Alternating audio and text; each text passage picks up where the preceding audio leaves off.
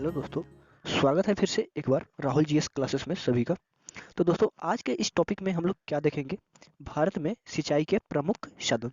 तो दोस्तों सेशन को बिल्कुल स्किप मत कीजिएगा क्योंकि आज का जो सेशन है वो बहुत ही बेहतरीन होने वाला है। तो चलिए दोस्तों हम जानते हैं इसमें कि सिंचाई के प्रमुख साधन कौन-कौन से होते हैं।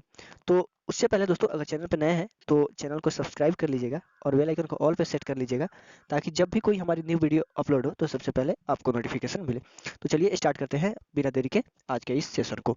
तो दोस्तों सबसे पहले हम लोग जानेंगे कि सिंचाई के साधन कौन-कौन से हैं। तो भारत में सिंचाई के साधन कौन-कौन से हैं? तो सबसे पहले ये जानेंगे कि सिंचाई आखिरकार होता क्या है? तो सिंचाई वो होता है दोस्तों कि भूमि को जल की आपूर्ति कराना।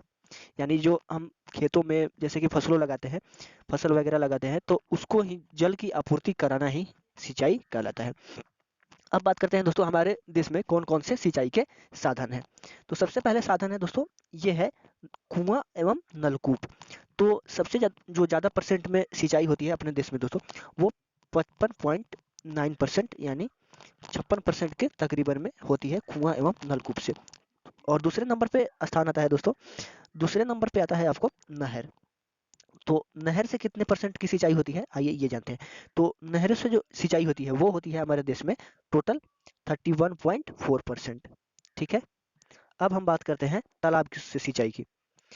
तो हमारे देश में जो तालाब से सिंचाई होती है दोस्तों वो होती है 6.1% यानी लगभग तकरीबन 6%। और अन्य स्रोत की बात करें दोस्तों तो अन्य स्रोतों से होती है 6.6%। तो सबसे पहले हम लोग ये जान चुके हैं कि हमारे देश में कौन-कौन से सिंचाई के साधन हैं और कैसे-कैसे की जाती है। अब इससे किस टाइप के क्वेश्चन बनते हैं, आइए ये देखते हैं। तो सबसे पहला क्वेश्चन क्या है, स्वतंत्रता के बाद भारत में कुल सिंचित क्षेत्र कितना गुना बढ़ा या बढ़ा है? तो जो स्वतंत्रता के बाद बढ़ा है वो 4 गुना बढ़ा हुआ है। ठीक है। अगला क्वेश्चन देखते हैं।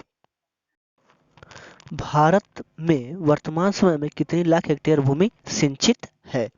तो इसका जो राइट आंसर हो जाएगा दोस्तों वो 8 साढ़े 800 लाख हेक्टेयर हो सिंचित है। अब हम अगले क्वेश्चन की बात करते हैं। भारत में शुद्ध बोए गए क्षेत्र के लगभग कितने प्रतिशत भाग में सिंचाई होती है? तो सिंचाई की बात करें दोस्तों तो ये 38% में जो होती है अपने सिंचाई होती है। अगला क्वेश्चन देखते हैं। भारत में सिंचाई का सबसे प्रमुख साधन कौन सा है? तो दोस्तों भारत में जो सबसे सिंचाई का प्रमुख साधन है वो कुआं एवं नलकूप है जो 55.9% यानी 56% में होती है। अगला क्वेश्चन देखते हैं।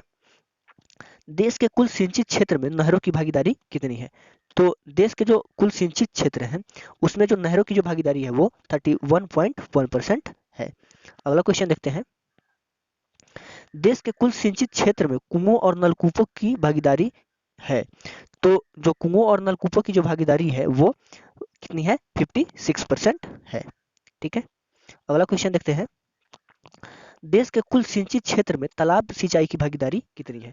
तो देश का जो कुल सिंचित क्षेत्र है उसमें जो तालाब सिंचाई की जो भागीदारी है वो 6% है। अगला क्वेश्चन देखते हैं। भारत के किस भाग में तालाब का सिंचाई के साधन के रूप में सर्वाधिक प्रयोग किया जाता है? तो जो साउथ वाला जो एरिया है दोस्तों उसमें जो सिंचाई के साधन के रूप में तालाब का सर्वाधिक प्रयोग होता है। अगला क्वेश्चन देखते हैं।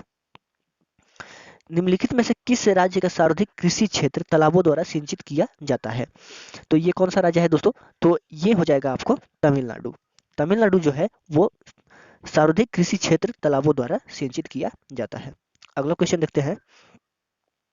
नलकूप की सर्वाधिक संख्या किस राज्य में है? तो नलकूप की जो सर्वाधिक संख्या है दोस्तों वो उत्तर प्रदेश में है। अगला क्वेश्चन देखते हैं। कुओं और नलकूपों द्वारा सिंचाई में अग्रणी राज्य कौन सा है? तो कुओं और जो है कुओं और नलकूपों द्वारा जो सिंचाई में है जो दोस्तों वो आपको गुजरात राज्य जो है वो प्रथम है। अगला क्वेश्चन देखते हैं। निम्नलिखित में से किस राज्य के शुद्ध बोए गए क्षेत्र का सर्वाधिक भाग सिंचित है? तो कौन सा जो राज्य है जो तो वो पंजाब राज्य है जो शुद्ध बोए गए क्षेत्र का सर्वाधिक भाग उसका सिंचित है। अगला क्वेश्चन देखते हैं। इंदिरा गांधी नहर निकलती है तो इंदिरा गांधी जो नहर है वो हरिके बांध से निकलती है। ठीक है। अगला क्वेश्चन देखते हैं। इंदिरा गांधी नहर या राजस्थान नहर को किस नदी से जल मिलता है? तो इंदिरा गांधी नहर या या राजस्थान नहर, जिसे राजस्थान नहर के नाम से भी जाना जाता है, तो उसको जो जल मिलता है वो सतलज नदी से मिलता है। अब अगले क्वेश्चन की बात करते हैं, भारत में सबसे लंबी सिंचाई नहर कौन सी है? तो भारत में जो सबसे लंबी सिंचाई नहर है वो इंदिरा गांधी नहर है। अगला क्वेश्चन देखते हैं, सारण सिंचाई नहर निकलती है, तो सारण सिंचाई जो नहर है वो गंडक नदी से निकलती है। अगला क्वेश्चन देखते हैं, त्रिवेणी नहर किस नदी से पानी आता है? त्रिवेणी नहर में किस नहर से पानी आता है? तो गंडक जो रिवर है उससे पानी आता है। ठीक है, अब अगला क्वेश्चन देखते हैं, राजस्थान नहर का नया नाम क्या है? तो राजस्थान का जो नया नहर का जो नया नाम है वो इंदिरा गांधी नहर है। तो भारत की सिंचाई क्षमता का 47.78% पूरा होता है। 48% जो सिंचाई जो होता है वो लघु एवं बृहद परियोजना के द्वारा होता है। ठीक है, अगला क्वेश्चन देखते हैं, भारत के किस क्षेत्र में अत्यधिक असिंचित खेती की जाती है? तो जो दक्कन का जो क्षेत्र है, दक्कन के पठार का जो क्षेत्र है, वहाँ पे असिंचित खेती की जाती है, क्योंकि जो वहाँ पे की जो मिट्टी है वो अत्यधिक नमी वाली होती है। तो दोस्तों ये था आज का सेशन। सेशन अच्छा लगा हो दोस्तों तो वीडियो को लाइक कर दीजिएगा और चैनल को सब्सक्राइब कर दीजिएगा, ताकि हम ऐसे ही वीडियो आपके लिए लाते रहें। Thank you.